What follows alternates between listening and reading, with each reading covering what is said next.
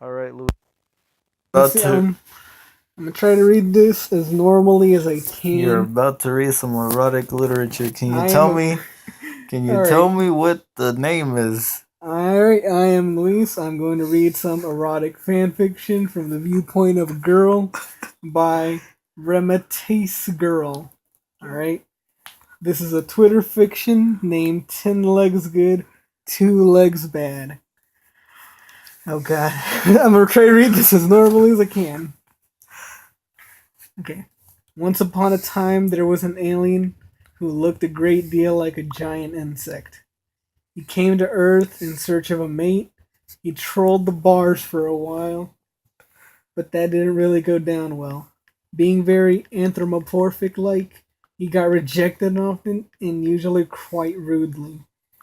He also tried a number of dating internet date sites using a fake photo, which had much better results until, of course, the inevitable meet, when they would turn up, scream, and then run away. Meanwhile, the poor alien's biological clock was ticking down. If he didn't mate soon, he would die. Fortunously, what the fuck is he put the?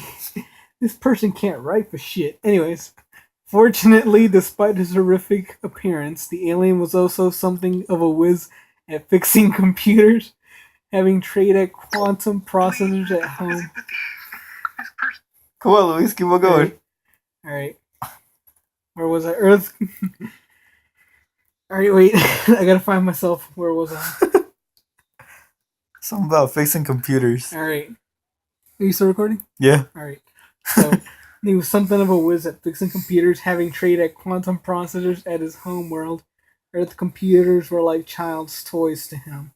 And so it happened that one day, meeting a rather unattractive lady off the dating site, he stood up and yelled, "Look, I know I'm ugly, but I'm very useful." The date stopped and asked, "What are you good at?" "Well, I'm very good at fixing computers," he replied. She narrowed her eyes and thought, because it so happened that her Mac laptop was doing very strange things. "Well," she said hesitantly, "I really do need someone to fix my computers."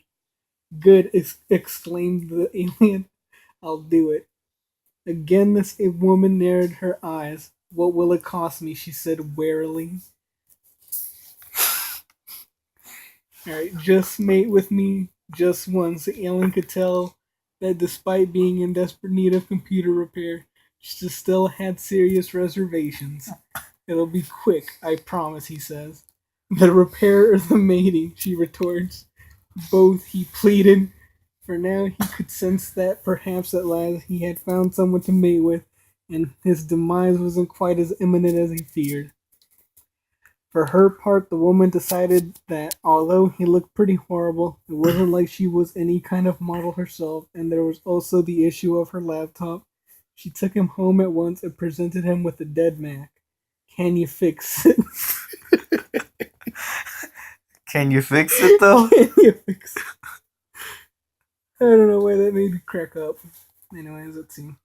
Taking the computer lovingly between his 6 arms, he slid his machine mind into the depths of the motherboard, slithering into the CPU, snuck around the software, and made a couple of repairs to fix a few errant bee trees. "There," he said, "all better. I like the way you construct your directories, by the way, very sexy." What the fuck? The woman blushed. What the fuck? The start key, and lo and behold, the laptop sprang to life, good as new, except for the funky P key. "Well, you can't have everything," she thought. And the alien looked at her with 84 hopeful eyes. Would she, wonder, re-engage, what the fuck, renegade on her part of the deal? "So where would you like to do this?" he asked tentatively. "In the bedroom, I guess." Or, like, she guesses. She's not sure. "Or we could do it right here on the couch if it isn't going to take long." "Here seems fine," said the alien. In 10 seconds, he had her skirt up, her panties pushed aside, and clasped her from behind with all 6 of his forelegs. All right. One, go.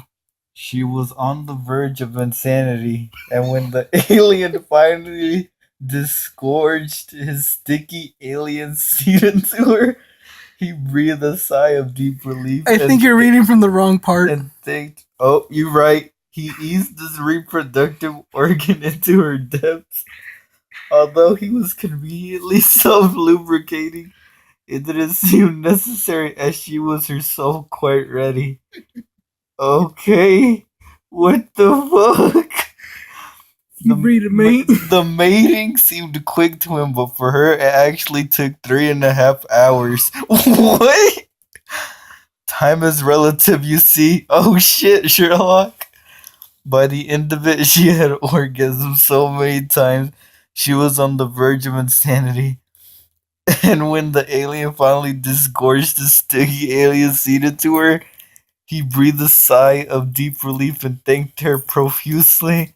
Oh no, thank you, said the woman shakily, wondering if she'd ever have such good sex again. Um, okay. They sat down on the sofa and she politely offered him some post-coital tea. Oh, post-coital tea. While they were sipping their beverages in silence, the woman felt a great flush of heat creep over her body. It wasn't unpleasant, just odd. It happened again, and she looked down to see that she was changing into something entirely different. Her body was becoming more and more like the aliens.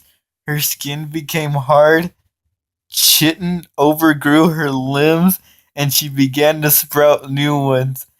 God, what have you done to me? She screamed at the alien. This is how I reproduce, he answered, by making you into something like me. I'll leave if you'd like, he volunteered with the twinge of regret. Wait, what a dick move, man. As much as the changes taking place in her body frightened her, the woman also felt an almost unbearable desire to mate again. You're not going anywhere, she growled and mounted the alien.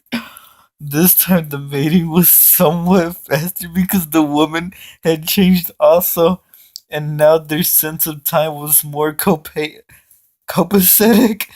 Who says a person can't change? The end.